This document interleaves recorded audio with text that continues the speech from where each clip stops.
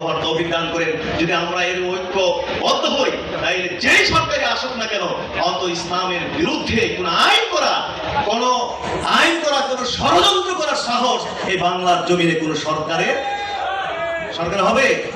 আজকে নারী নীতি নিয়ে কি অবস্থা শুরু করছে, প্রত্যেকে জাহেল জুহেল নারী মহিলা এনে নারী সংস্কার নীতি তারা সেখানে প্রস্তাব করবে নারী, অথচ এদেরকে দেখলেই বোঝা যায় যে এরা কি মুসলমান নাকি অন্য ধর্মের লোক, আল্লাহ ছাড়া বোঝা যায়।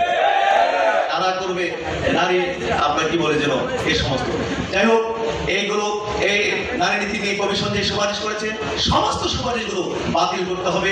পাশাপাশি আরেকটা দাবি করছে, আপনারা জানেন আমাদের এক ইমাম ভাই সেই গাজীপুরে রইসুদ্দিন নামে তাকে নির্মমভাবে শহীদ করেছে, তাকে নির্মমভাবে হত্যা করেছে। সারা দেশব্যাপী তার প্রতিবাদ চলল।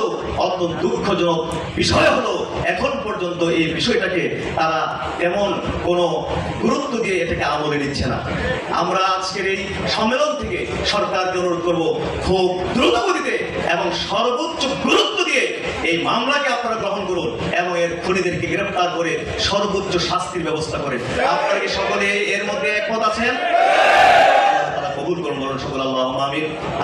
অনেক বক্তারা বক্তব্য দিবেন, আমি অনেক কথা ছিল, আমি তো আসলে মুশকিল সংক্ষেপ বলতে পারি না, একটু লম্বা হয়ে যায়। তো যাই হোক, এরপর আমি লম্বা করে ফেলা, এই জাতীয় প্রোগ্রামে বক্তব্য দিয়ে খুব অভ্যস্ত কম।